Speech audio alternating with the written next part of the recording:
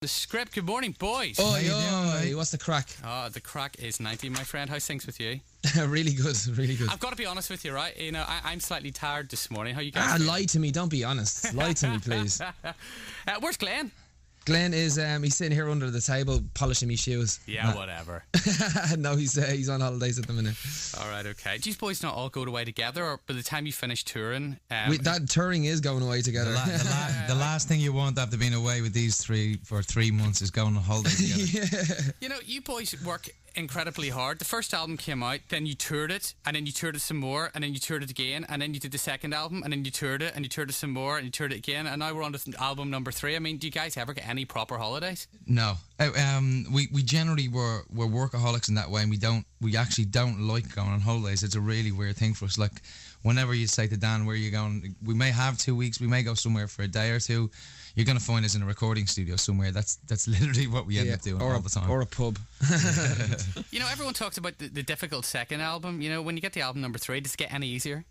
Yes, we're on the difficult third, and then after this it's going to be the difficult fourth. And I think every album brings its own challenges, and I think after the first one, because a lot of bands do get to the first, that's why the second one is such a test, is can you do it again? And you've had your whole life to write your first record, and you've 6 months to write the second. Yeah, it's a hard thing to do. So, you know, we've been very blessed that we've had fans that have kind of carried us over the crest of that wave onto the third one. But here we are. You know, we went in the studio, try to bleed ourselves out onto a page like we always do, and then not come out until we feel like we have a body of work that we're really proud of, ourselves, and obviously when we hope our fans are going to be. So we're at that point now. You know, the last maybe 2 songs that we recorded, there was that sense of, wow, I think we're really coming to the end of a project here, you know, with the album number 3. So yeah, that's it. We're out now and just really excited about getting it out to the fans. Mark, I've got to ask you a question, right? Yeah. Whenever it came to Danny deciding to go to do The Voice, how did the rest of you boys feel? Oh, cut us on the side. We're so jealous of the fact that when we go to a restaurant to eat, that he has to sit there signing autographs all night. I have to actually eat my meal and have a drink. It's a really terrible life. I was actually a huge fan of the show in the States. Danny wasn't really aware of the show initially. I'd been in America and I kind of soaked up the show a little bit. I thought it was a fantastic format, and I thought, you know, for us we're a band that has avoided the press for so long, and it's actually worked to our detriment a little bit. We become a bit of a faceless band, and people do know our music but don't know who the band is, and that can become a little bit difficult for you as you move into albums like your third album, fourth album. So we thought it'd be a great idea to look at that show because it said everything that we were used to. We only know about music. We only know about writing songs and writing lyrics, and literally that's all we know about, nothing else. So we felt that we had something to offer. We definitely couldn't have gone on to another format and done that. So I was really behind Danny going and doing it. I thought it was a great idea, and I thought he'd know, been working with Danny and producing music with Danny since he's 14 years old, I knew that he had an awful lot to offer. So yeah, for that reason it was great. But of course, I'm his mate, and I was sitting at home while he was dancing on those chairs, throwing things at the TV, dancing on my own chair, saying, "Stop it!" You know. But you know, that's mates, and that's what he'd be doing if I was on the show. Danny, we had one of the producer guys from The Voice on the programme the other week, who was sort of in Belfast, sort of nice. Talent scouting and stuff like that. So we're aware the show's coming back. We obviously don't know who's going to be on the judging panel. Can you tell us? No, I don't. In fairness, I don't know. I don't know who's going to be back. I know. Hopefully, they'll have me back. They said I have to go out and sort out my cursing problem. They keep having to put me on the mute button or 20-second delay. Well, this is live, so we don't need any of that this morning. Yeah, we're trying our best. Yeah, we really are trying. Obviously, now you know you're into the realms now of promoting the new single and then the album, which comes out at the start of September. Are you getting any sort of downtime? Are you getting an opportunity to watch the Olympics or anything at the moment? Loving the Olympics. Yeah, it's going really, really well. I love that. Really, the opening ceremony was amazing. I thought it was brilliant. Mm. I haven't met a single person that's kind of that hasn't liked it, unless you haven't liked it. No, I absolutely loved it. I watched it, yeah, the whole lot of it. We had a few wines over at Mark's house actually watching it. I loved it. I loved the Queen jumping out of the helicopter. I loved Mr. Bean. It was brilliant.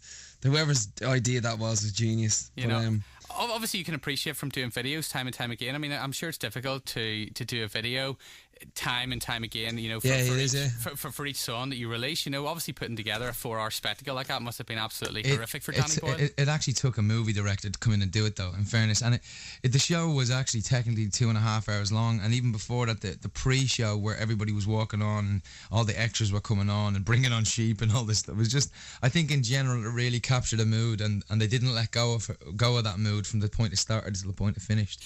Now, it was really cool. Obviously, whenever it comes to, you know, this new album, and you've said you had to sort of sit down and you know, get something together, a body of music that you're totally happy with. Can you give us a bit of a theme about this album? Because you know, in songs in the past, it's been about love and breaking up and all that sort of stuff. What's sort of going on? It's a bit more optimistic, I guess, this album. You know, I guess the last one we were dealing with heartache or heartbreak. Well, see, the funny thing is, if you're in a band with 3 people, there's always something going on somewhere. As far as heartache goes, you know, so I mean, it's not like we've kind of left that alone. There's maybe 1 or 2 songs that deal with those issues, but the rest of it is very optimistic. It's very, you know, okay, fair enough. Yeah, we have gone through some hard times, but let's start looking to the future. You know, let's start trying to pick ourselves up a little bit more here, lads. You know what I mean? But we definitely stretched the sound. It's a lot more down, or I guess, kind of almost hip hop rock elements that we had on the first album. So in a way, we've kind of gone back in a way to the first album roots, but we've also stretched the sound. It's really interesting. I mean, again, you'd have to hear. It's hard to explain. Yeah, I think you'd have to hear it. When are we going to hear? Which is very coincidental because it's out in the stores on September 10th. Yeah. Now, album number 3 comes out on September 10th. It's a very easy title to remember, number 3, or #3 for those who tweet. And that's out on the 10th of September, and then the single Hall of Fame is out on the 2nd. Got to ask you about Twitter, actually, because obviously you've got yourselves a hell of a lot of followers now. What are you up to? Yeah. What are we up to? Yeah. Not much, really. Just chilling. We're over. I think 1.5. I think if you count when I set up one on The Voice as well, and then main Squitter. That's the poo version. Yes, Squitter. That's for when I start talking crap. Squitter. A verbal diarrhea site. That is brilliant. Squitter for when you're talking a load of. Well, I mean, you've 1.5 million followers on there, and obviously, you know, Twitter's coming in for a lot of sort of, you know, there's a lot of press attention with it, with the stuff that was said about young Tom Daly and stuff in the last 24 hours after not obviously getting under the medal tally yesterday. You know, Twitter trolls and stuff like that. Do you guys get a lot of that, and if you do, how do you cope with it? We've been very lucky. You know, again, bullies are going to exist no matter where it is, and I think, you know, if you're trying to hide from anywhere, you know, people are just going to be stupid at the end of the day. We've been very blessed that a lot of our fans, they just want to come up and say nice things. You know, we don't get a lot of people kind of lambasting you on Twitter, which we're very grateful for. But now I've probably invited a lot of us. I think all the people who are on Twitter right now, who are active members of Twitter, actually quite enjoy the experience. And when they do see inactivity or people doing stuff that goes against what they feel is right, they are very straight up into everyone's faces and actually trying to shoot it down straight away as well. It's like Twitter Hood Watch. Yeah, so it's really cool in that way. So while it is a good standpoint, we call it the now meter. It's literally one of those things that can tell people what you're doing right away. Everything else has to be uploaded, and it's all about the past, really. So it's really cool, it's really fun, but of course it's going to come with its negative side. Now, the lead-off single, obviously whenever I saw will.i.am on this, I thought, well, that's a shock. How difficult was it, Danny, to get will.i.am to actually record with you guys? It was quite difficult to get him to record. It wasn't difficult to get him to agree, but it was quite difficult to actually get him in the studio. Just because he's so busy with what he has. He's got his own clothing company. He sits on the board of Dell. He, obviously he's a massive producer, songwriter. So it was just hard trying to get him to nail him down. But in true Irish spirit, we never invite an Irishman around or tell him you're going to do something, because he'll be there. We're going, so when are you going to do it? So when are you doing it? Are you doing it now? Ah, you will. So we kind of, I guess, pestered him in a way, yeah. But just took the opportunity. I said to him, like, what are you doing later on tonight? And he said, I'm not doing much. And I said, well, how about we all go up to the hotel and where your recording studio is, and we record the song. And he's like, oh, okay. I said, well, cool, I'm jumping in your car then. So I jumped in the car with him as soon as we finished rehearsal. Just jumped straight in his car, and we went over and recorded the song. And literally, like 2 hours later, we had a Hall of Fame. How difficult is it to get someone like will.i.am to sign it off? Because I'm sure if you're listening to it yourself and thinking, yeah, it's really good. I mean, how pernickety is him, or are you both in the same level?